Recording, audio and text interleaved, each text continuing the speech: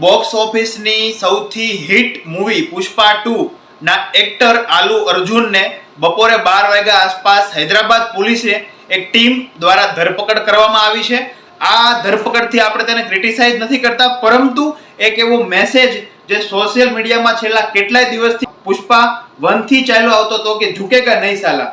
ભૂતપૂર્વ ઘણા બધા લોકોએ કીધું છે કે કાયદો અને વ્યવસ્થા સમક્ષ ભલભલા ઝૂકી જતા હોય છે, અને આ જ વાત ઉપર હૈદરાબાદ પોલીસે મોહર લગાવી કે તમે કાયદામાં રહેશો તો ફાયદામાં રહેશો, અને દેશમાં સૌથી વધારે સંવિધાનનું જ ચાલે છે.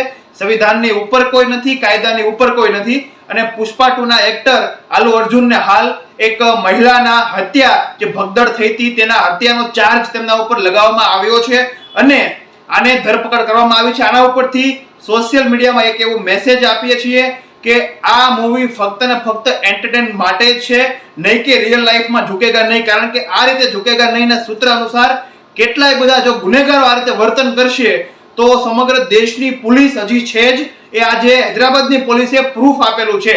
તો ખાસ કરીને જે કહેતા હતા કે ઝુકેગા નહીં, તો આ હીરો ઝૂક્યો પણ ખરો અને પોલીસ ઉઠાવી પણ ગયા અને ધરપકડ પણ થઈ. આભાર અસ્તુ. જય હિન્દ, જય ભારત. સંવિધાન સર્વોપરી છે.